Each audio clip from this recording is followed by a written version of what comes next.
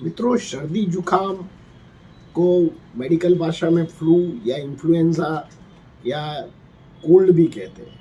इसमें दर्दी को हाई ग्रेड फीवर हो जाता है, कई बार बॉडी एक होता है, भूख नहीं लगना, चक्कर आना, कई बार लूज मोशन हो जाता है और उसका 5 दिन का इंक्यूबेशन पीरियड होता है। शुरुआत में बढ़ता है, धीरे धीरे कम हो जाता है। तो आप इसके लिए आप होम्योपैथिक जो ट्रीटमेंट लेना चाहते हैं तो होम्योपैथिक दवा की कोई साइड इफ़ेक्ट नहीं है और आप 1 वीक तक दवा लेते हैं तो फिर से आप अच्छा हो सकते हैं। तो आप ज़रूर होम्योपैथिक ट्रीटमेंट लेना चाहिए।